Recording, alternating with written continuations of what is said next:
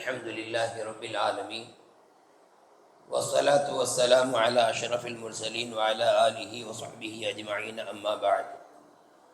قال الله سبحانه وتعالى في كلامه القديم: أعوذ بالله من الشيطان الرجيم، بسم الله الرحمن الرحيم، وسبحوه بكرة وأصيلا. وقال نبي الله محمد صلى الله عليه وسلم: سبحان الله تملأ الميزان أو كما قال عليه الصلاة والتسليم. சங்கைக்கும் மிகுந்த மரியாதைக்கும் உரித்தான மேலான பெரியவர்களே, பாசத்திற்குரிய சகோதரர்களே, அருமை நாயகம் ஸல்லல்லாஹு அலைஹி வஸல்லம் அவர்களின் கண்ணியமான உம்மத்துமார்களே, ஒரு சில நாட்களுக்கு முன்னால் நாம் இந்த சுபுகளை பேசுகிற போது சில விஷயங்களை நாம் லேசாக கருதி விடுகிறோம். ஆனால் அது அல்லாஹ்விடத்தில் ஒரு பெரியதொரு காரியமாக பார்க்கப்பட்டு, பாவமாக பார்க்கப்பட்டு, அதற்கான தண்டனை அல்லாஹ் தருகிறான் அப்படின்னு நாம் ஒரு வார்த்தையை சொன்னோம். இன்று நாம் எடுத்துக்கொண்ட செய்தி அதே போல சில நன்மைகள், சில நற்காரியங்கள் சின்னதாக இருக்கும், யதார்த்தமாக இருக்கும், ஆனால் அதற்கான நற்கூலி பிரம்மாண்டமாக இருக்கும். இப்படி சில வார்த்தைகள், சில காரியங்கள் நம்முடைய பார்வைக்கு சிறியதாக தெரியும், ஆனால் அது அல்லாஹ்வுடைய பார்வையில் மிக பெரியது. அந்த பாவத்திற்கான தண்டனை கடுமையாக இருக்கும். அதற்கு நாம் ஒரு சம்பவத்தையும் அன்னைக்கு நாம் சொன்னோம். இன்னைக்கு நாம் நமக்குள்ள பகரலாம் என்று எடுத்துக்கொண்ட செய்தி என்ன தெரியுமா? சில வார்த்தைகள், சில திக்கர்கள், அப்படியே தெளிவாக சொல்லுவோம், சில திக்கர்கள், சில அல்லாஹ்வுடைய புகழ் மாலைகள், புகழ் பாக்கள், அது சிறியதாக இருக்கும், ஆனால் அதற்கான கூலி, அதற்கான ஒரு நல்ல பரிகாரம் அது பிரம்மாண்டமாக இருக்கும். ஹதீஸில் நம்ம சில ஹதீஸ்கள் எல்லாம் நம்ம ஓதும் போது நமக்கு ஆச்சரியமாக இருக்கிற ரப்புல் ஆலமீன் அல்லாஹ் தஆலா இந்த உம்மத்தின் மீது எவ்வளவு கிருபை செய்துள்ளார். முந்தைய உம்மத்துகள் எல்லாம் பல ஆண்டுகள் நின்று வணங்கி பெரிய சவாபு அடைஞ்சிருக்கிறாங்க. பல ஆண்டுகள் தனிமையில், மலை உச்சியில் அங்கங்க தொழுது வணங்கி வழிபட்டு ரப்புடைய நெருக்கத்தை அடைஞ்சிருக்காங்க. நம்ம அவ்வளவுலாம் சிரமப்பட வேண்டியதில்லை. சாதாரணமான சில வார்த்தைகளை சொன்னால் கூட அதற்குண்டான நற்கூலி ரப்பு மிக பெரியதாக தருகிறான். நபி ஸல்லல்லாஹு அலைஹி வஸல்லம் சொன்னாங்க, அல்லாஹ்வுடைய அடியார்களில் ஒருவர் ஒரு முறை இப்படி ஓதினாராம்: யா ரப்பி லக்கல் ஹம்து கமா எம்பகி லி ஜலாலி வஜ்ஹிக வலி அதீம் சுல்தானிக்க அப்படின்னு ஓதினாராம். யா ரப்பி லக்கல் ஹம்து கமா எம்பகி லி ஜலாலி வஜ்ஹிக வ அதீம் சுல்தானிக்க. ரப்பே, உனக்கே புகழ் அனைத்தும். அந்த புகழ் எவ்வளவுன்னு சொன்னால், உன்னுடைய மகத்துவத்தின் அளவு எவ்வளவு, உன்னுடைய மகத்துவத்தின் அளவு எவ்வளவோ அந்த அளவிற்கு உனக்கு புகழ் உண்டாகட்டும். உன்னுடைய ஆட்சி அதிகாரத்தின் பிரம்மாண்டம் எவ்வளவோ அந்த அளவிற்கு உனக்கு புகழ் உண்டாகட்டும் அப்படின்னு அந்த வார்த்தைக்கு பொருள்.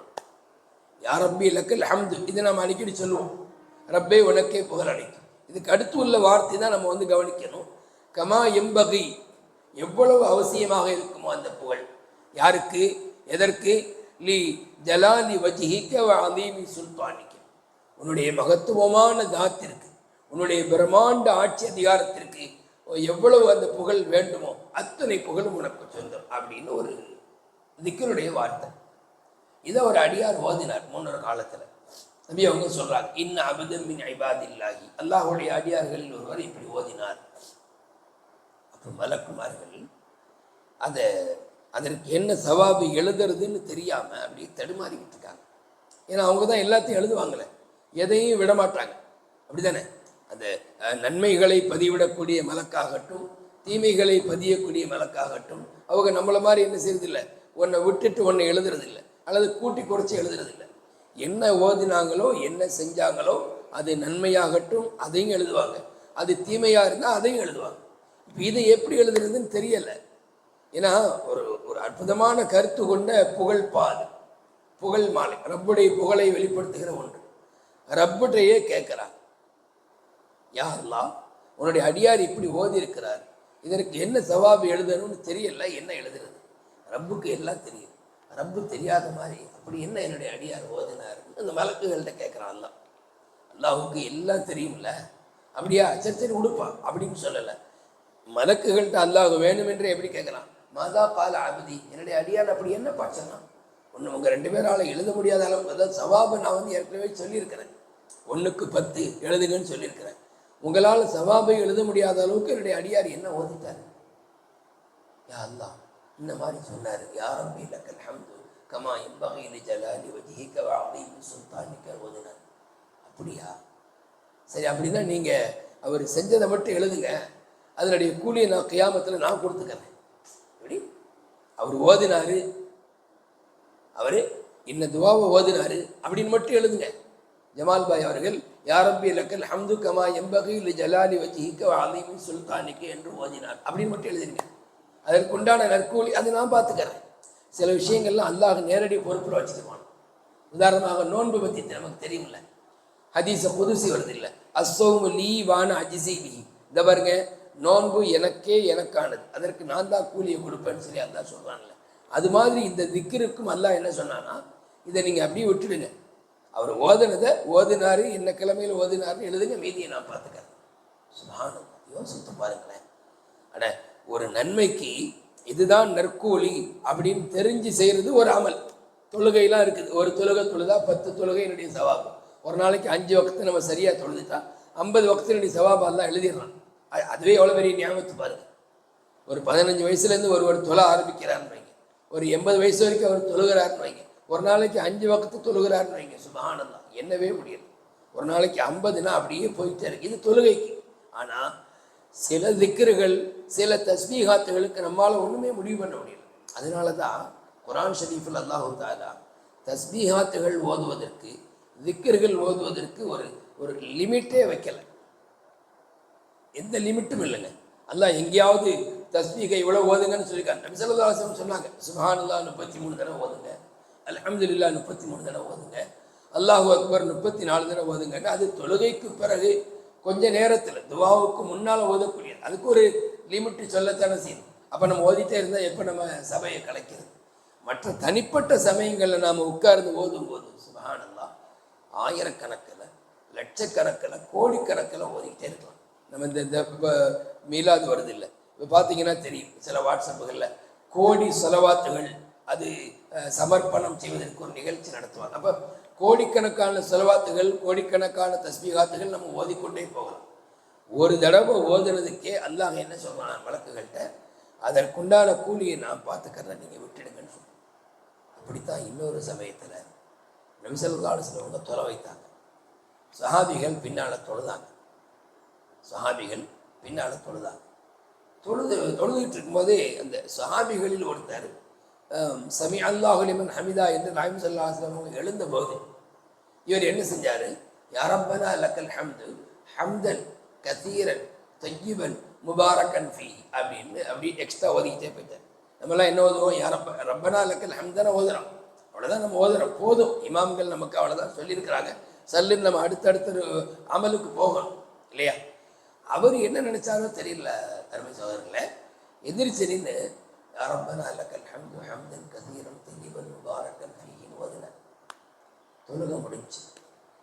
அவர் ஓதுனதை யார் காதிலையும் விழலை, யாரும் என்ன செய்யல, அதை வந்து நபி இடத்துல சொல்லலை. ஆனால் அல்லாஹு தஆலா நபிக்கு அதை கேட்க வச்சிருக்கிறான்.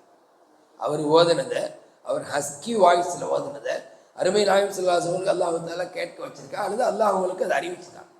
சலாம் கொடுத்தோன்னு கேட்டாங்களாம், யாரப்பா அது? ஒருவர் ரப்பனா லக்கல் ஹம்துக்கு பிறகு நிறைய ஓதுனார். யார் அவர்? நிறைய இல்லைங்க, ஹம்தன் கதீரன் தய்யிபன் முபாரக்கன் ஃபீன்னு ஓதுனார். யார் அது?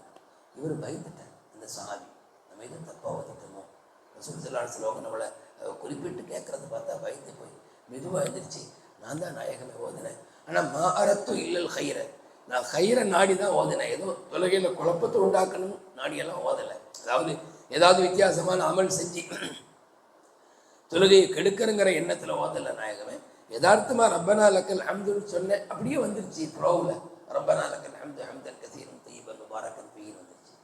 ரசூல் ஸல்லல்லாஹு அலைஹி வஸல்லம் சொன்னாங்க, என்னப்பா நீ இப்படி சொல்லிட்டேன்? அல்லாஹு அக்பர், நீ ஓதிய இந்த தஸ்பீகாத்துகள், இந்த புகழ் மாலைகள் அல்லாஹுடைய அரிஷ் வரைக்கும் போகிறதுக்கு எந்த தடையும் இல்லாமல் போயிட்டே இருந்துச்சான். ஃபமா நஹ்னஹா ஷைஉன் தூனல் அர்ஷ். அரிசிக்கு முன்னால் அது செல்வதற்கு, அரிசி வரை அது போவதற்கு எதுவும் தடையாக அமையல, போய்கொண்டே இருந்துச்சுன்னு சொல்லி அல்லாஹ்வுடைய ரசூல் சொன்னாங்க. சில கலிமாத்துகள் அப்படி இருக்குது. நான் என்ன சொல்ல வர்றேன்னா, நம்ம யோசித்து பிளான் பண்ணி திட்டமிட்டெல்லாம் ஒரு அமலை செய்யணும்னு இல்லை. சாதாரணமாக போகிற போதே சுப்ஹானல்லாஹ் அல்ஹம்துலில்லாஹ் இதெல்லாம் ஓதுன ஹதீஸ்ல வருது.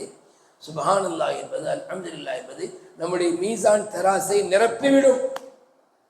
காலமெல்லாம் தொழுது, காலமெல்லாம் நோன்பு நோற்று அந்த அமல்கள் மூலமாக மீசான் தராசு நிரம்புறது ஒரு பக்கம் என்று சொன்னால், சில தஸ்பீகாத்துகளை கொண்டு பட்டுன்னு அப்படி கனமாயிடும். மேலான பெரியவர்களே, அப்படியானால் சின்ன சின்ன அமல்களையும் நாம் தேடி அழகாக தெளிவாக செய்து கொண்டே இருப்போம்.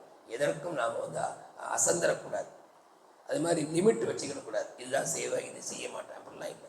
எப்பவும் கையில் ஒரு தஸ்பீ அல்லது ஒரு சின்னதாக அந்த கவுண்டிங் மிஷின் ஒரு விரலில் மாட்டிக்கிட்டு அடிக்கடி சுப்ஹானல்லாஹ் அல்ஹம்துலில்லாஹ் அல்லாஹு அக்பர் அப்படின்னு ஓதிக்கொண்டே இருங்க. நமக்கே தெரியாமல் கியாமத்து நாளையில் அது பிரம்மாண்டமான சவாபாக நிற்கும்போது நாம் பூரித்து போவோம். ரப்புல் ஆலமீன் அல்லாஹ் தஆலா நம்முடைய நாவிலே அவனுடைய புகழ் மாலை, அவனுடைய தஸ்பீஹ்கள் அதிகம் வருவதற்கு அல்லாஹ் தௌஃபீக் செய்வானாக. ஆமீன் ஆமீன் யா ரப்பல் ஆலமீன். அஸ்ஸலாமு அலைக்கும் வரஹ்மத்துல்லாஹி.